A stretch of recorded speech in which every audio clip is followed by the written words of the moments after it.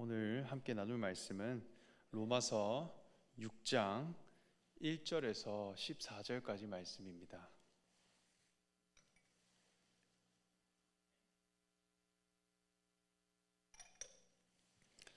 로마서 6장 1절에서 14절까지 말씀입니다.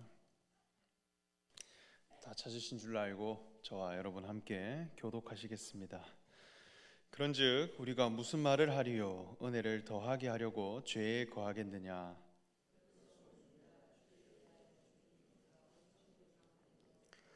무릇 그리스도 예수와 합하여 세례를 받은 우리는 그의 죽으심과 합하여 세례를 받은 줄을 알지 못하느냐?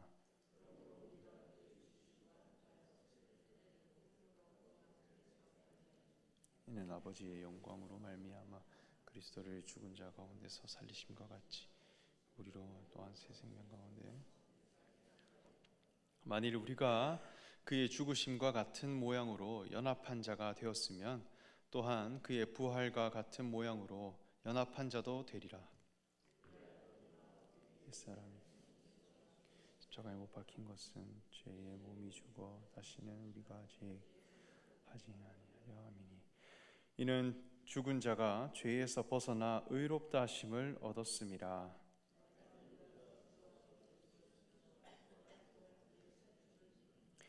이는 그리스도께서 죽은 자 가운데서 살아나셨음에 다시 죽지 아니하시고 사망이 다시 그를 주장하지 못할 줄을 알미로라.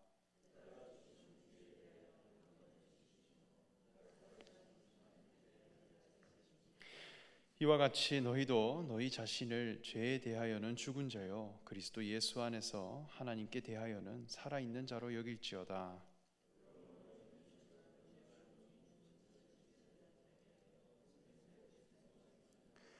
또한 너희 지체를 불의의 무기로 죄에게 내주지 말고 오직 너희 자신을 죽은 자 가운데서 다시 살아난 자와 같이 하나님께 드리며 너희 지체를 의의 무기로 하나님께 드리라. 우리 함께 읽겠습니다.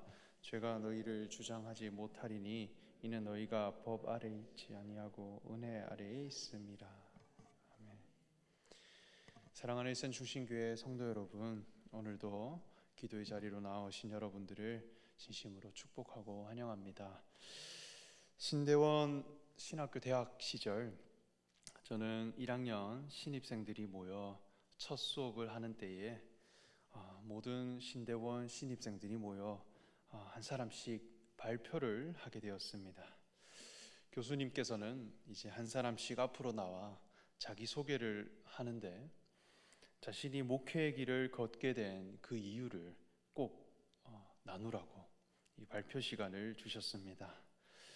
이름 순으로 나와 한 사람씩 자신의 간증과 그리고 목회자의 길을 걷게 된 그 이유를 설명하고 소개하는데 유독 눈에 띄는 한 전도사님이 있었습니다. 그 전도사님은 나와 자기를 소개하는데 10년이 넘도록 응급구조사 활동을 했던 아주 건장한 체격을 가진 남자 전도사님이었습니다. 나오셔서 자신의 삶을 나누는데 사람을 정말 살리고 싶었다고 합니다. 그래서 응급 환자들을 살리고 또 목숨을 살리고 생명을 살리자라는 모토를 가지고 살았다고 합니다. 목숨을 살리고 생명을 살리자. 자기 삶의 가장 중요한 소신이었고 삶의 이유였다고 합니다. 그렇게 응급구조사로서 활동하며 위급한 현장에서 죽기 직전까지에 직면했던 환자를 자신이 약 4명 정도 살렸다고 합니다. 거의 죽은 것과 다름없었던 사람, 그 사람을 자기 손으로 살려냈을 때 그 순간은 무엇보다도 뿌듯했고 감사했으며 기뻤다고 합니다. 그리고 자기 손으로 살려낸 그 사람들을 그냥 응급실에 넣어준 것, 거기에 그치지 않고 살아난 사람을 향해 전도하기 위해 구조 후에도 병원으로 찾아가 지극정성으로 그 사람들을 보살펴 갔는데 죽다가 살아났음에도 다시 살았는데도 아무도 예수님을 믿는 사람이 없었다고 합니다. 오히려 이전과 전혀 다를 것 없는 삶을 살아가더라는 것이죠. 어쩌면 죽은 것과도 다름없었던 인생이었는데 거기에서 다시 살았다면 조금 더 새로운 인생을 살아봐도 좋을 텐데 이전과 전혀 다름없던 삶이라는 것입니다. 내가 무엇을 위해 구조를 했나 자괴감이 들었다고 합니다. 그래서 선택한 것이 목회였습니다.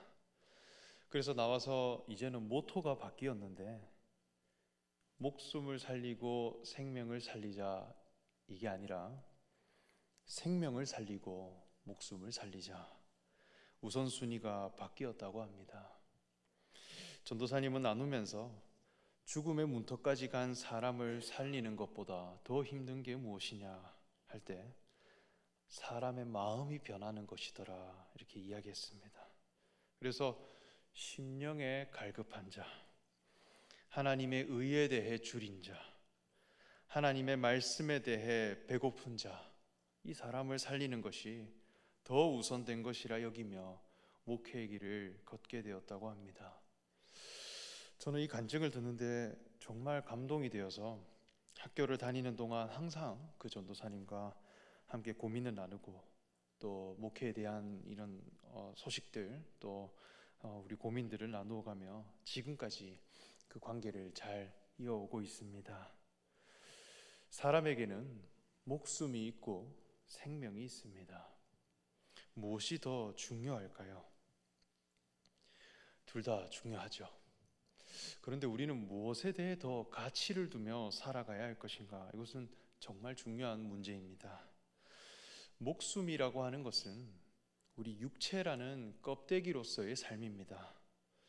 생물학적인 기능, 그리고 나라고 하는 육체가 살아 숨을 쉬고 움직이고 그리고 그것에 반응하는 나의 숨입니다. 그러나 생명이라고 하는 것은 나의 자아입니다. 나는 무엇인가 라고 하는 내가 인생에 살아가는 내 삶의 정체성, 내가 존재하는 삶의 목적에 관한 영역이 바로 생명이라는 것입니다. 사람은 그저 육체라는 껍데기로서 살아가는 것이 아니라 그 속에 속 사람이 있어서 그 정체성에 관한 생명으로 살아가더라는 것이죠. 그래서 짐승과는 다르다는 것입니다. 어쩌면 목숨이라고 하는 이 세계는 사람과 짐승이 크게 다를 것이 없습니다. 그러나 사람의 자아는 이 생명을 가진 자로 우리는 지음받았다는 것입니다. 하나님은 사람을 흙으로 지으셨고 그 코에 생기를 불어넣으시니 사람이 생명이 되었다 말씀하셨듯이 우리 속에 하나님의 영이 담길 때에 살아있는 자가 참 살아있는 자가 되더라는 것이죠. 사도 바울은 로마서를 통해 죄에 대해 말씀했고 그리고 이 죄로 인해 우리는 이전에 사망 가운데 있던 자다 말씀했습니다. 육체가 살아있는데도 죽었다라는 것이죠. 하나님이 우리를 지으신 목적을 잃어버렸기 때문입니다. 우리는 본래 하나님의 형상을 표현할 자로 지음받았습니다. 하나님의 형상이라고 하는 것은 하나님의 사랑입니다. 하나님은 사랑이라 하셨듯이 우리는 하나님의 마음과 하나님의 뜻을 표현할 자로 우리를 지었는데 우리를 흙으로 지었다는 것은 우리의 육체와 겉 형식은 연약함에 휩싸여져 있다는 것입니다. 어쩌면 이 흙이라고 하는 재료, 이것을 잘 관찰해 보면 흙은 이용 가치가 하나도 없는 그런 재료입니다. 강철처럼 튼튼하다든지 유리처럼 깨끗하다든지 벽돌처럼 튼튼하지도 못합니다. 위대한 건물과 고상함을 표현하는 데 있어서 이 흙은 먼지만 날릴 뿐인 아주 연약한 재료예요. 그런데 이 흙만이 할 수 있는 유일한 일이 있는데 그것은 바로 생명을 품는 일이라는 것이죠. 씨를 심어서 열매를 내는 것, 이것은 흙 아니면 아무것도 할 수가 없습니다. 그래서 생명을 일깨워내고 그리고 생명을 품어내는 것에 대해서는 그 무엇보다도 흙이 탁월하다는 것입니다. 하나님이 우리를 흙으로 지으셨다라고 하는 것은 단 한 가지만의 목적으로 우리를 지으셨다는 것입니다. 그것은 하나님의 영이라고 하는 사랑, 하나님의 그 거룩한 생명을 드러내고 그리스도라고 하는 신분을 가진 자로 하나님의 뜻으로 하나님 지으신 모든 것을 다스릴 수 있는 존재로 우리를 부르셨는데, 선악을 알게 하는 열매를 먹음으로 이 자리를 벗어나게 되었다는 것입니다. 스스로 이 자리를 부끄럽게 여기고 무언가를 감추게 되고 비교하게 되고 판단하는 사람이 되더라. 이것이 죄입니다. 이 죄로 인해 우리는 하나님의 마음을 표현할 수 있는 그 자리를 이탈하게 되었고 하나님 나를 지으신 목적을 상실하는 사람이 되었다. 그래서 죽은 자라는 것입니다. 우리 속에 심겨진 생명이 사라져 버렸다는 것입니다. 그래서 목숨이 있어도 하나님 보시기에 죽은 자다 이렇게 진단하게 되었다는 것입니다. 그러나 하나님은 그 아들 예수 그리스도를 우리에게 보내심으로 십자가에 매달리시게 하셨고 그 자리에서 하나님의 아들 되심과 그리스도 되심을 드러나게 하셨습니다. 우리 자신이 본래 십자가에 매달릴 죄인인데 우리 대신에 본을 보이셨고 우리의 첫 자리가 하나님 앞에 이렇게 연약하고 모순된 인생임에도 하나님이 우리를 자녀 삼으신다고 하는 그 귀한 진리를 우리에게 보여주셨습니다. 이것을 믿으면 우리를 다시 살리시고 하나님의 자녀로 회복시키겠다 말씀하셨습니다. 그래서 우리의 생명이 구원을 받게 되었다 그렇게 말씀하죠. 이 모든 신앙의 과정, 이것을 다른 말로는 세례라고 합니다. 우리 4절의 말씀을 보면 그러므로 우리가 그의 죽으심과 합하여 세례를 받음으로 그와 함께 장사되었나니 이는 아버지의 영광으로 말미암아 그리스도를 죽은 자 가운데서 살리심과 같이 우리로 또한 새 생명 가운데서 행하게 하려 함이라 말씀했습니다. 우리 자신이 하나님의 율법 앞에 죄인으로 발견되고 예수님께서 하나님의 아들 되신다라고 하는 이 복음을 믿게 되면 우리로 말미암아 하나님의 자녀로 거듭나게 하신다 말씀했습니다. 그러니까 새 생명으로 거듭나게 된다는 것입니다.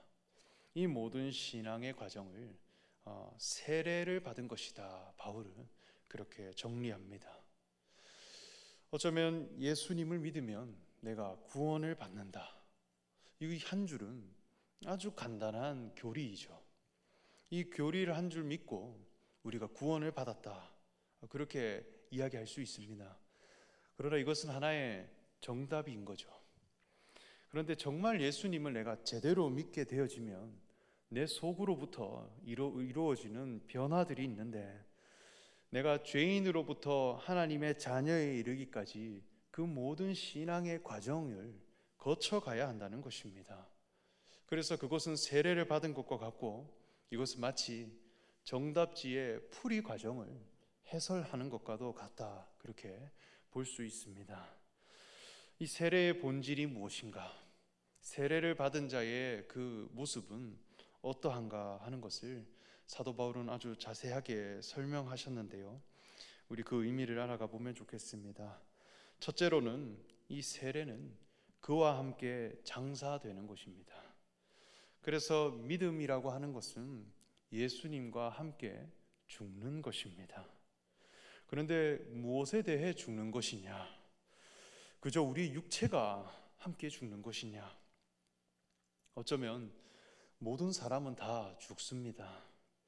죽는 것 자체가 믿음이냐? 그것은 아닙니다. 어쩌면 모든 사람들이 사람이라고 하면 모두는 다 죽습니다.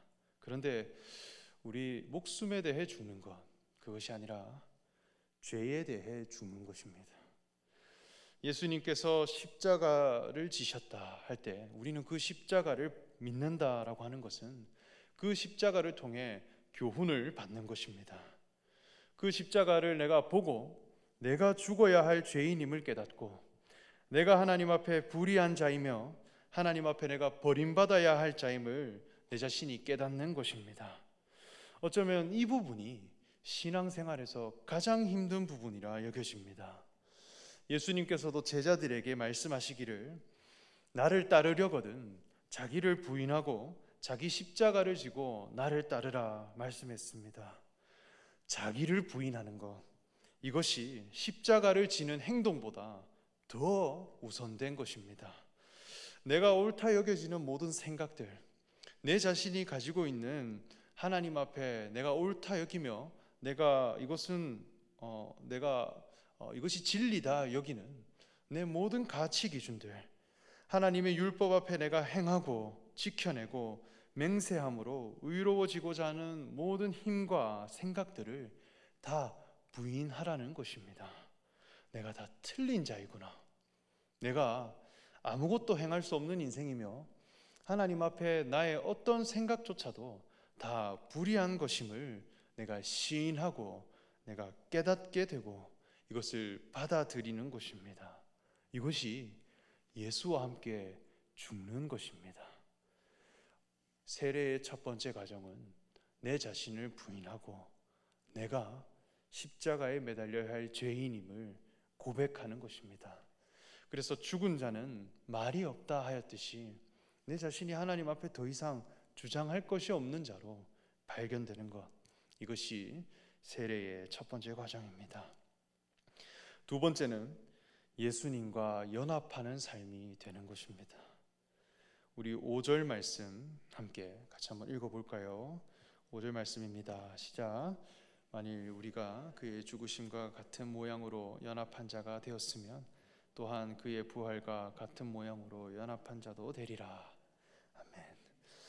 우리가 예수님의 십자가를 보고 내 죄를 깨닫고 자백하는 자가 되었다면 이제는 예수님의 부활에도 함께 연합한 자가 된다는 것입니다.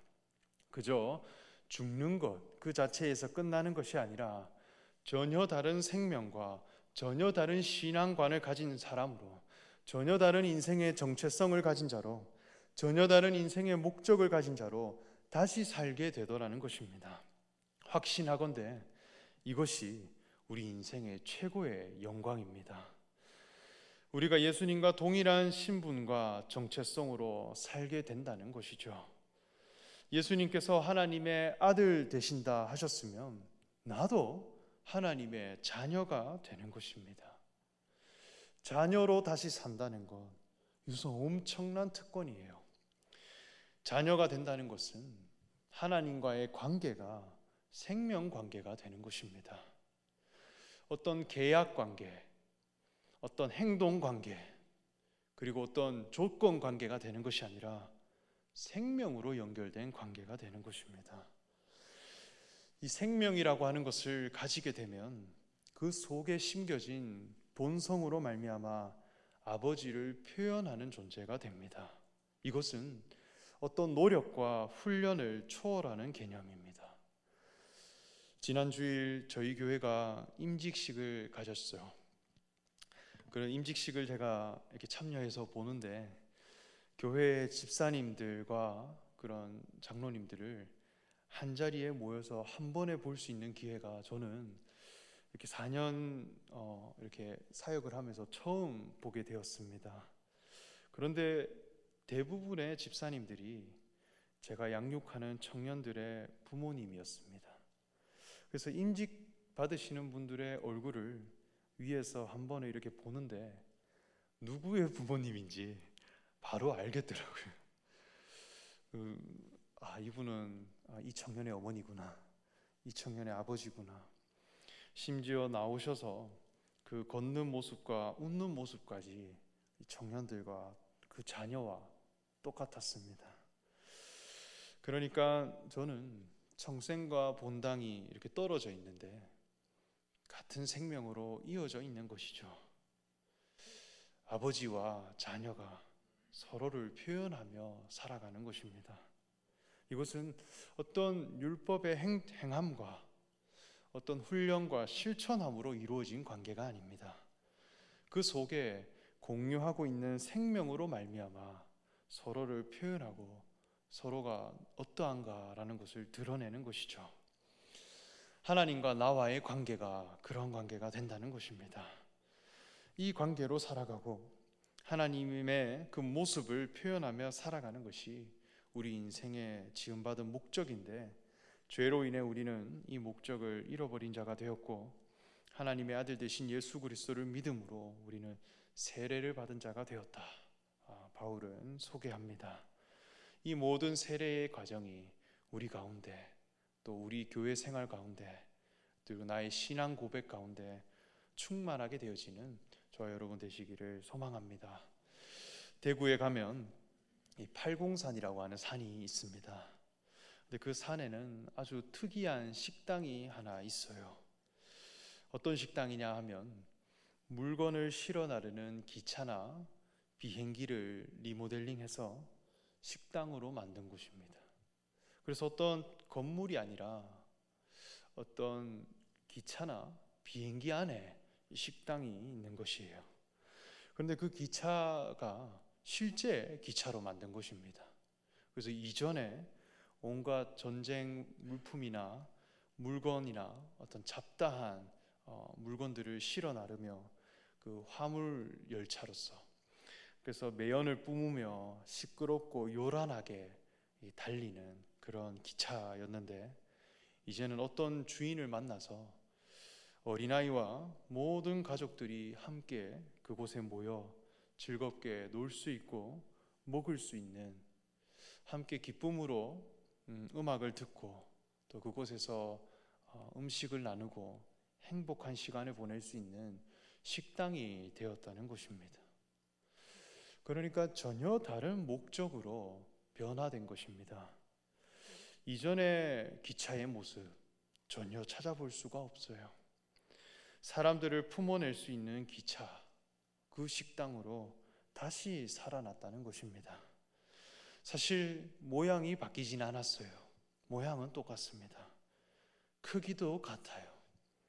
색깔도 바뀐 것이 없습니다. 그런데 목적이 바뀌어지니 이전의 모습이 상상이 안 갈 정도로 사람들을 행복하게 해줄 수 있는 그런 기차가 되었다는 것입니다. 우리는 예수님으로 말미암아 세례를 받은 자들이다, 그렇게 했습니다. 그래서 이전에는 죄의 무기로 사용되는 자였다면 이제는 하나님의 의의 무기로 드려지게 해라. 전혀 다른 목적으로 살아가라. 예수님과 합하는 것입니다.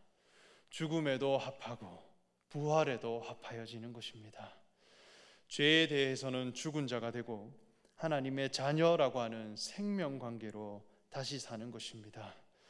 세상 사람들은 늘 목숨을 소중하게 여기며 내 겉모습을 어떻게 한번 바뀌어 볼까, 이것으로 나를 변화시켜 볼까, 그래서 무엇을 먹으며 마시며 입으며 살까, 이것을 염려하며 살지만 우리는 하나님이 나를 지으신 목적되는 그리스도의 생명, 이 생명이 나에게서 변화되고 이루어지게 되는 것, 이것을 가장 귀하게 여기고 소중하게 여기며 살아가는 자들입니다.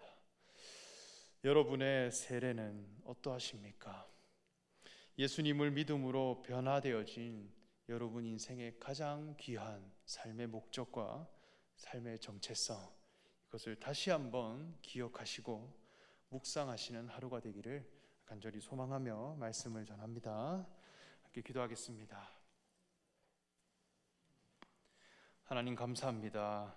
어둠 가운데 있던 우리에게 아들 예수 그리스도를 보내주시고 십자가에 못 박히시고 부활하게 하심을 믿게 하심으로 하나님의 자녀로 다시 회복해 하심을 참으로 감사드립니다.